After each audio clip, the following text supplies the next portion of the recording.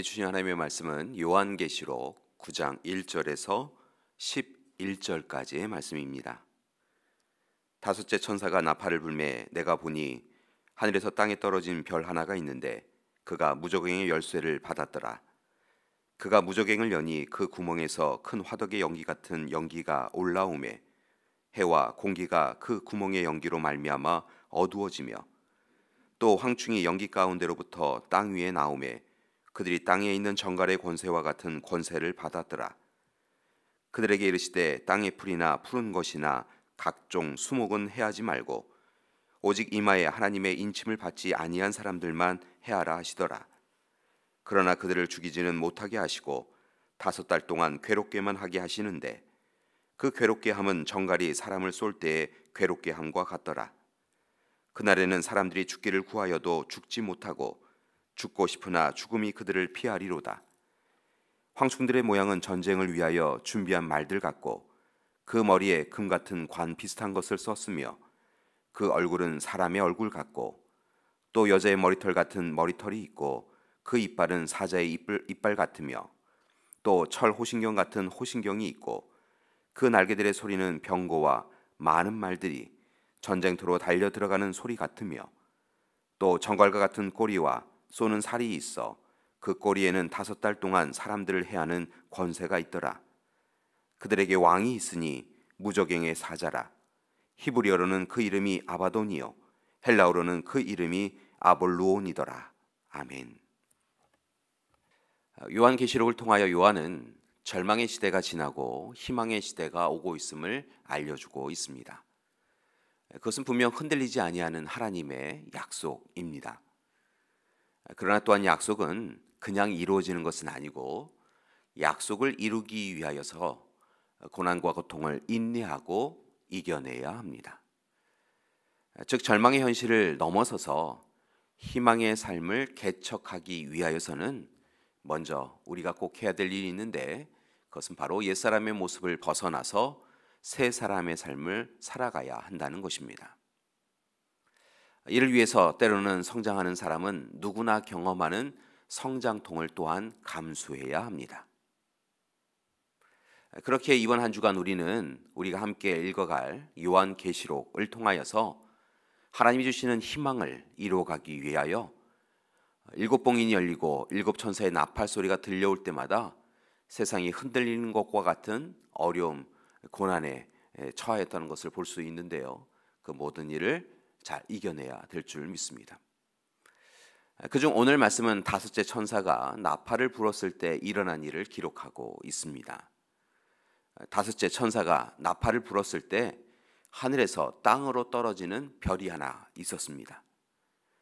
여기에서 하늘에서 땅으로 떨어진 별은 타락한 천사, 하나님께 대적한 천사를 말한다라고 해석할 수 있습니다. 타락한 천사는 무저갱을 여는 열쇠를 받고 있었습니다. 무저갱, 다른 해석을 보면 아비소스라고 번역되어 있는데요. 그것은 바로 끝없이 깊은 지옥 구덩이를 가리킵니다. 생각만 해도 두려운 곳이지요. 그곳은 사람의 능력과 힘이 어느 것 하나 작용할 수 없기에 더욱 힘겨운 곳입니다. 마침내 타락한 천사가 지옥 구덩이를 열자 큰 용광로에서 내뿜는 것 같은 연기가 올라와서 주위가 모두 어두워질 정도입니다. 이어서 연기 속에서 갑자기 황충, 메뚜기들이 나와서 땅에 퍼지게 됩니다. 메뚜기는 이스라엘 사람들에게는 대표적인 징계 상징이었지요. 왜냐하면 하루에 자기 몸무게 이상을 먹어버리는 메뚜기가 어느 지역을 지나가면 그 지역 모든 것을 다 먹어버리기에 황폐화될 수밖에 없었습니다. 그래서 메뚜기는 이스라엘 백성들에게는 재앙 그 자체였습니다. 그런데 오늘 말씀에 나오는 메뚜기들에게는 특별한 명령이 주어졌습니다. 메뚜기들은 땅에 있는 풀, 푸성귀, 나무, 본래 그들이 먹는 것을 해쳐서는 안 되었습니다. 오히려 다만 하나님의 도장이 이마에 찍히지 않은 사람들만을 해하라 라고 하는 명령을 받았습니다. 특별히 그 사람들도 죽이지는 말고 괴롭히기만 하라라고 하는 명령이 주어졌지요. 참으로 두려운 명령이었습니다. 그 메뚜기의 모양에 대해서 7절 이하의 말씀을 보니까 이렇게 기록하고 있습니다. 전투 채비를 갖춘 말들과 같고 머리에는 금면류관 같은 것을 쓰고 있고 얼굴은 사람의 얼굴과 같았다는 것입니다. 머리털이 있고 사자의 이빨과 같은 이빨이 그들에게 있었습니다. 쇠로 된 것 같은 가슴막이가 있고 그것들의 날개 소리는 전쟁터로 달려가는 수많은 전투 마차와 같은 소리가 들려왔다는 것입니다. 그것들은 정갈의 꼬리와 같은 꼬리를 가졌으며 그 꼬리에는 가시가 돋쳐 있었습니다. 그것들은 그 꼬리로 5달 동안 사람들을 해칠 수 있는 권한이 있었습니다. 우리가 눈여겨볼 것은 이 재앙 가운데 하나님의 도장이 찍힌 사람들은 안전하였다는 것입니다. 재앙은 무차별적이었지만 또한 재앙의 대상은 한정되어 있었습니다.